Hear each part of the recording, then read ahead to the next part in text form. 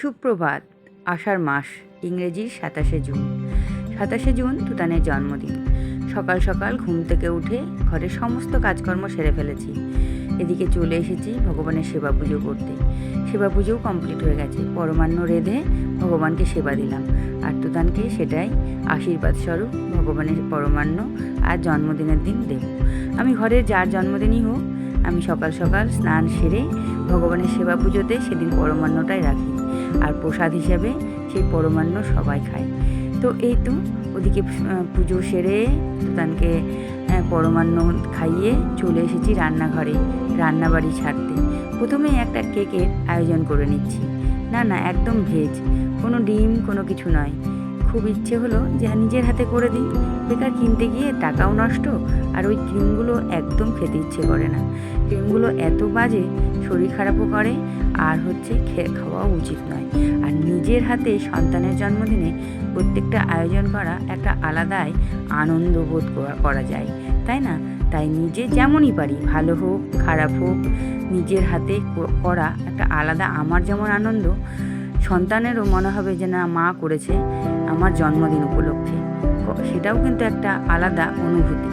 তো চলো, যতটা কাছে বা টাচে থাকা যায়, যতটা করে অন্তরে ভালোবাসা উপলব্ধি করা যায় ততটাই চেষ্টা করে। মা বাবার যতটা সাধ্য ততটাই চেষ্টা করে, তাই না?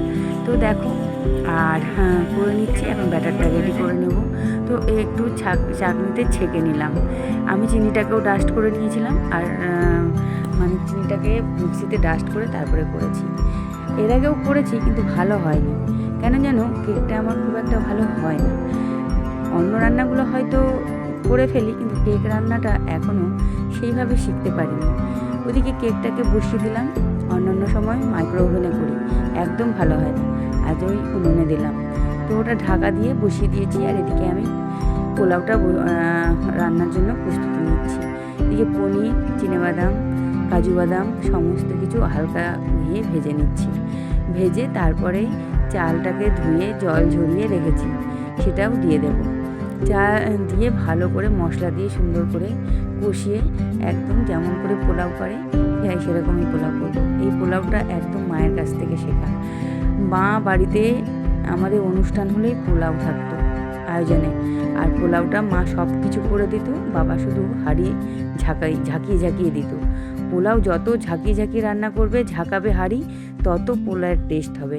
মা সমস্ত কিছু রেডি করে দিয়ে উনুনে বসিয়ে দিত, আর বাবা বসে বসে ঝাঁকাতো। এখানে জল গরম বসিয়ে দিয়েছি। পোলাওয়ে কিন্তু ঠান্ডা জল দিলে একদম ভালো লাগে না। মশলা কষিয়ে, চাল কষিয়ে একদম দিয়ে দিয়েছি জল, আর এই জল এখন ফুটলেই চাল সেদ্ধ হবে, তাহলেই হয়ে যাবে পোলাও। তারপরে বাকি রান্নাগুলো করব। কেকটা হয়ে গেছে, এই দেখো কি সুন্দর হয়েছে না? তবে মনে হয় আর একটু ফুলতো। তবে ওরা খুব ভালোবেসে খেয়েছে, খুব টেস্টি হয়েছিল কেকটা। টেস্টি কেক, সবাই কেটে একদম খেয়ে নিয়েছে। আর সেইভাবে নয়, জন্মদিনে সবথেকে বড় হলো ধান আর দূর্বা দিয়ে বাবা মায়ের প্রার্থনা, ভগবানের আশীর্বাদ, এটা হলো সবথেকে জন্মদিনের বড় পাওয়া। কি বলবো, এইটা খুবই ভীষণ একটা সুন্দর জিনিস, যেটা হচ্ছে ধান আর দুর্ব দিয়ে বাবা মার প্রার্থনা করবে সন্তানের জন্য, আর ভগবান ওপর থেকে আশীর্বাদ করবে, সে যেন অনেক বড় হয়, সে যেন মানুষের মতো মানুষ হয়। বাবা মায়েরও প্রার্থনা এটাই, সে যেন ভালো মানুষ হয়, ভালো মনের মানুষ হয়, পড়াশোনা শেখে ভালো করে, নিজের কর্মসংস্থান যেন খুব ভালো করতে পারে। এটাই তো বাবা মার আশা আকাঙ্ক্ষা, তাই না? ওদিকে রান্না অনেকটা হয়ে গেছে, আমাদের আনন্দ করে কেক খাওয়াও হয়ে গেছে। নিজের হাতে তৈরি করা কেক সবার খুব পছন্দ হয়েছে। তবে ব্যাটারটা যদি একটু রেখে দিতে পারতাম, তবে হয়তো কেকটা মনে হয় আরও ভালো হতো, একটু ফুলেছে কম। ওদিকে রান্নাবাড়িগুলো সব হয়ে গেছে। এদিকে টমেটোর চাটনিটা বসিয়ে দিয়েছি। বেলা কিন্তু অনেকটাই গড়িয়ে গেছে। রান্না করতে করতে ঘড়ির কাঁটা ঘুরে গেছে। কি করব, একা হাতে সমস্ত কিছু করতে হচ্ছে। সকালবেলা বাসি কাজ, স্নান, পুজো, তারপরে ঘর দুয়ার পরিষ্কার করা, সমস্ত কিছু গোছানো, তারপরে রান্নার জোগাড় করা, মাঝখানে আবার কেক বানানো, কত কিছু বলো তো।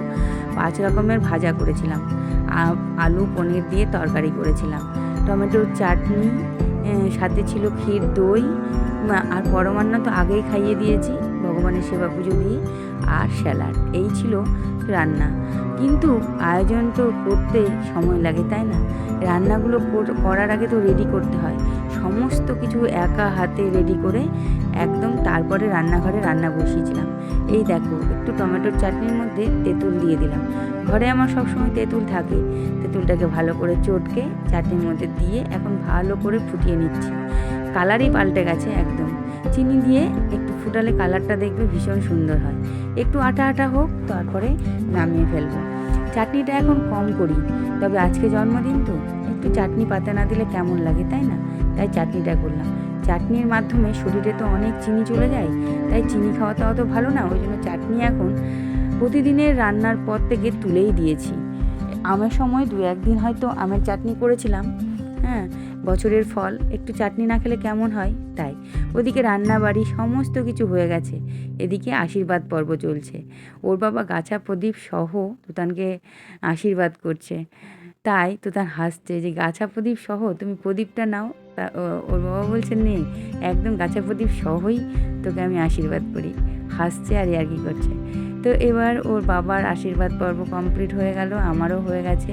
তবে আমার মোবাইলটা খারাপ হওয়াতে আমার অনেক ভিডিও হারিয়ে গেছে, তো আমার ক্লিপটা আর আমি দিতে পারলাম না। এই যে আশীর্বাদ পর্বগুলো দিয়ে তারপরে 3 জনের থালা একদম রেডি করে নিয়েছি। একসাথেই 3 জন বসে পড়বে, এক এক করে আর দেবো না। আর ওরা 3 জন সবসময় একসাথেই খেতে বসে, কারণ আমার দিতে সুবিধা হয় আর বারবার দিলে খুব অসুবিধা হয়। হ্যাঁ, স্কুল থাকলে বা বাবানের কলেজ থাকলে তখন তো ওরা পরেই খায়, তখন তো আর কিছু বলার নেই, তাই না? যে যার মতো যখন ছুটি হয়, যখন আসে তখন খায়। এই দেখো, পোলাও, চাটনি, পটল ভাজা, পনির ভাজা, গাজর ভাজা, ঢ্যাঁড়স ভাজা, বেগুন ভাজা আর হচ্ছে পনিরের তরকারি, এই দিয়ে আজ জন্মদিনটা পালন করলাম। যতটা আমার মনে হয় আমি যতটা পেরেছি করেছি। তবে বাচ্চা মানুষ তো, নিরামিষ জন্মদিন একটু কেমন কেমন ওর মনে হচ্ছে না। তবে আমার এটা ভীষণ ভালো লাগছে যে ভগবানের সেবা পুজো দিয়ে নিরামিষ আহার করে দ্বাদশীর দিন জন্মদিনটা পালন হচ্ছে। ঠিক আছে, আগামীকাল তো রবিবার, দেখা যাক, বন্ধুবান্ধব নিয়ে, দাদা সোনা নিয়ে, ছোট দাদাকে নিয়ে একটু ওর রেস্টুরেন্টে যাওয়ার ইচ্ছা। ঠিক আছে, হয় রেস্টুরেন্টে যাবে, না হলে বাড়িতে খাবার দাবার নিয়ে এসে খাবে। তো মটন কষা আর বলছে যে fried rice, mixed fried rice খাবে। ঠিক আছে, সেটাই খাওয়ানো হবে জন্মদিনে। তবে জন্মদিনে সেরকমভাবে কিছু আয়োজন করা হয়নি। ধান দুর্ব দিয়ে আশীর্বাদ করার পর সবাই খেতে বসে পড়েছে। আর পায়েস তো আগেই খাইয়ে দিয়েছি, মানে ভগবানের সেবা পুজোর পরমান্নটা সেটা আগেই খাইয়ে দিয়েছি। বাবানের জন্মদিনেও বাবানকে করে দিই, ওর বাবার জন্মদিনেও আমি ভগবানের সেবা পুজো দিয়েই পায়েসটা দেওয়া হয়। আমাদের এই ঘরোয়া অনুষ্ঠান তোমাদের কেমন লাগলো অবশ্যই জানাবে। আর বন্ধুরা সবাই তুতানকে অনেক অনেক আশীর্বাদ করো, ও যেন সুস্থভাবে ভালোভাবে জীবনযাপন করতে পারে এবং অনেক অনেক বড় হতে পারে, মানুষের মতো মানুষ হতে পারে। তোমাদের কাছ থেকে এটুকু কাম্য। তো অবশ্যই কমেন্ট বক্সে সবাই জানাবে আমার রান্নার আয়োজন, আমার সমস্ত কিছু ব্যবস্থাপনা তোমাদের কেমন লাগলো। ওরা তো খেয়ে বলছে মা খুব সুন্দর হয়েছে, খুব ভালো হয়েছে। আর বাবান বলছে গাজর ভাজা তো কই কোনোদিনও করো না, আজকে করেছো? হ্যাঁ, আজকে করলাম।